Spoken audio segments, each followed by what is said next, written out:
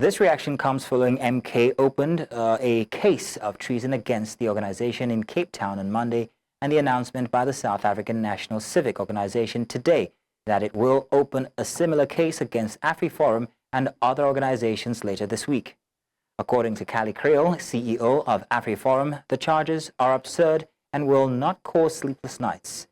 He further said it is the duty of civil society and organizations such as AfriForum to shine a light on legislation and actions that threaten the welfare of citizens and the country.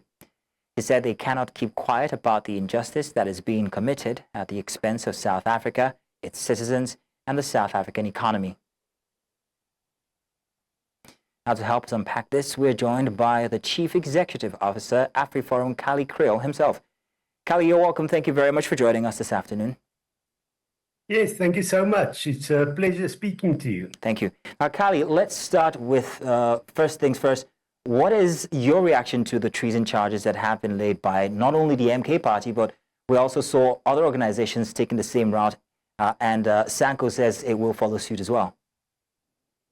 Well, I think in your introduction, you said most in the sense that we're not going to have any sleepless nights. We believe there's no basis for this. But let me then rather go and see what are the root causes? Why are they doing this?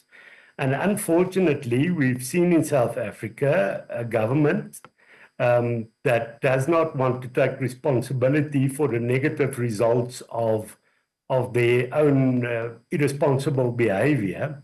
But in MK's case, of course, their leader is former President Zuma. So it's quite ludicrous for them to do it, because if you look at the responsibility that MK's leader should take is for how he destroyed the country's economy through corruption. We've had state capture in the country. That meant many of our state institutions collapsed through corruption. Eskom, SAA, Denel, Transnet, all these major companies, because the state coffers was stolen empty. So if there is indeed any disloyalty to any people of a country, it is to plunder the state coffers so that the poor are negatively affected. So I think it's it's actually irony that those that want to accuse us is of course a party led by former President Zuma. Then, of course, also in terms of the ANC, under the ANC-led government, and they're also making these allegations, and SANCO is part of the alliance with the ANC.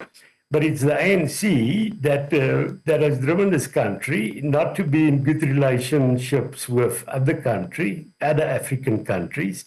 It's the ANC that has not been able to tackle corruption. It's the ANC who has, after the Zondo Commission, where that commission report showed who were the corrupt people, those people are simply not charged. 97 of them are ANC members, and only 34 of that 97 was before the Integrity Committee of the ANC, not even charged.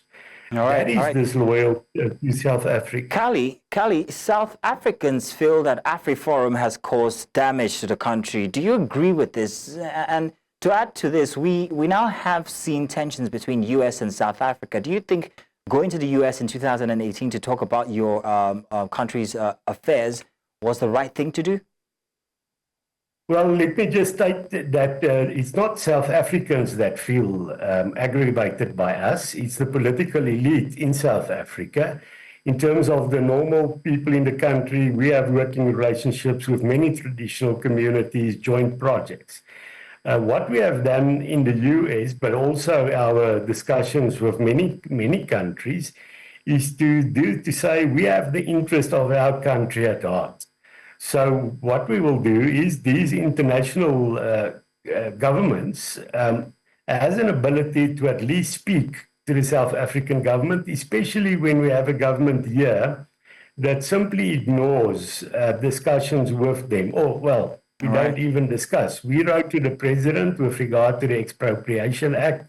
He did not answer. We were in negotiations with the Bella Act that targets one of our indigenous languages, Afrikaans, and we were treated with disdain. So Okay, then. we cannot be blamed for what has gone wrong. Well, Kallie Kriel, I want to say thank you very much for joining us this afternoon to give us your experience on the matter. Thank you.